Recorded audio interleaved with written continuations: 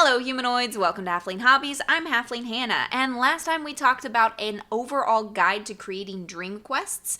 Today we are going to start focusing just on specific settings, and today we are looking into the Fey Wilds, and I'm really excited about this one. I love the Fey Wilds. I think it's super fun, so let's get into how to make dream quests in the Fey Wilds. Here we go.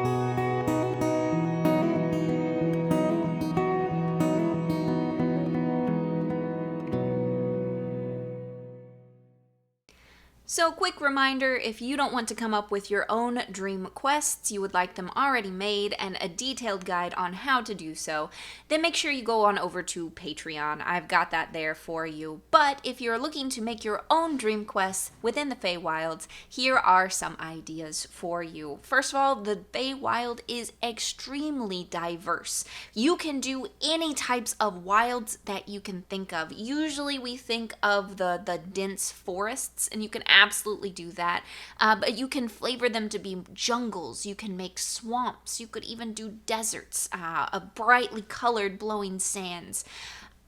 You can do so much with the Feywild. We get stuck sometimes in a very specific mindset of what that looks like. And if you want to do traditional, by all means do it. But if you want to try something new and exciting, a dream quest in the Feywild is the perfect way to do that. So I would suggest picking one of the types of Feywilds, whichever one you want. If you want the classic, go for that. But personally, I think a Feywild desert would be really cool. Like, think a painted desert that's actually painted. You could do some weird fairy mummies. I don't know, man. It's a dream. Get weird with it. It could be cool. So, if you haven't watched any of my previous videos and you don't know what I am talking about, quick recap on what a dream quest is. Dream quest is just something ridiculously silly I've come up with when my players are not available. Like, not all of my players are available for a session, but I don't want to cancel because I like D&D. So, what it is all the players fall asleep and they have a dream. They are taken collectively into a dreamscape and they have to go through something ridiculous. This can be one session, or if a player is going to be gone for a while, this can be a multiple session thing. If you want an idea of what that really looks like, check out my video on the Dream Quest guide. That'll give you a really detailed video on what that looks like. And if you want to just have it done for you, buy it on Patreon. So pick a setting in that, and then pick one of the Fey creatures to be your dream master. For Fey creatures, you are specifically looking at Archfey. These can be fairies. This could be hags. There are night hags that specifically deal in dreams that could tie in really well to this. There are even people maybe who have been trapped in the Feywild and kind of become one with it, that are still reaching out, trying to get out, would make exceptional dream masters for this. I highly recommend even that. I love will-o-wisps and the folktale history behind them, so using those in anything is always a plus for me. I would suggest that is kind of your lead-in. Every time you have a dream quest, I like to have a lead-in to it so that your players know what's happening, like a dream's coming, man, here we go. So I love using will-o-wisps with the Feywild ones, where they find themselves inexplicably drawn to these wisps that take them through the forest and lead them deeper and deeper in until they become a part of this fantastical dreamscape, which is the Feywilds. So let's talk a little bit about what a dreamscape in the Feywilds actually looks like. So your players should have an effect on your dreamscape, whatever it is.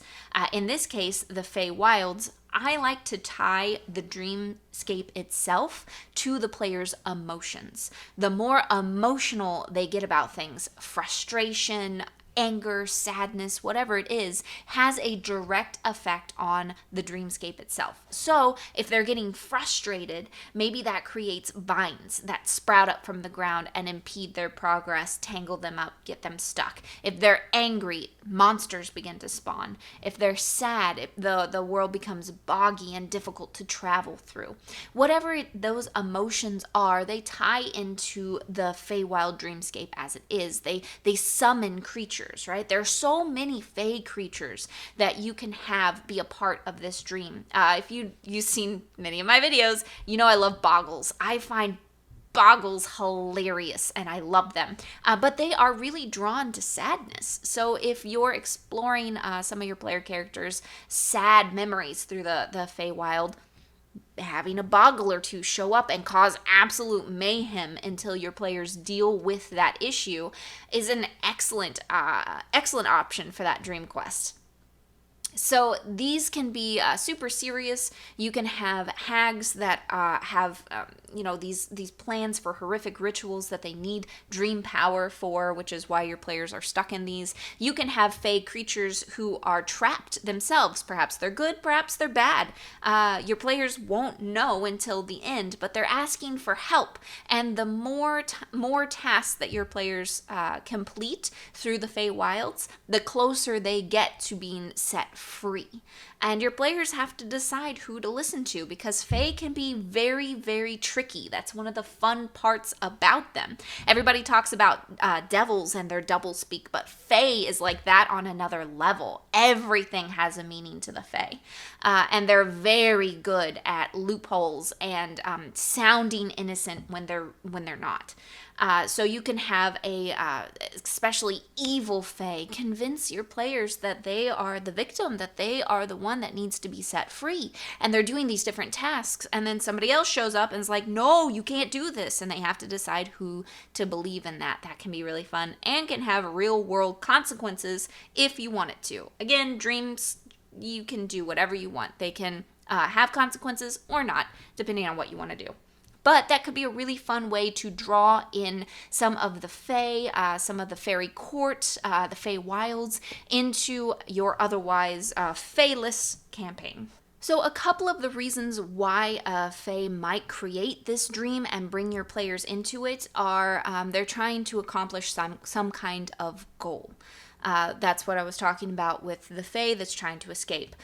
You can also have that being immortal is just boring, and they have a lot of fun messing with mortal minds, putting them in ridiculous situations and seeing what they do. This can be the lighthearted side of a dream quest. Perhaps it's literally just an archfey who's bored and wants to see how your players respond to whatever event it is that they do.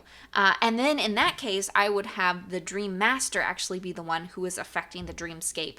They snap their fingers and suddenly everything is icy and they have to deal with that situation. They snap their fingers again and suddenly there are these pits, these tiles that if they step on the wrong one, they fall through and they feel like they're falling forever, but then they just end up somewhere else.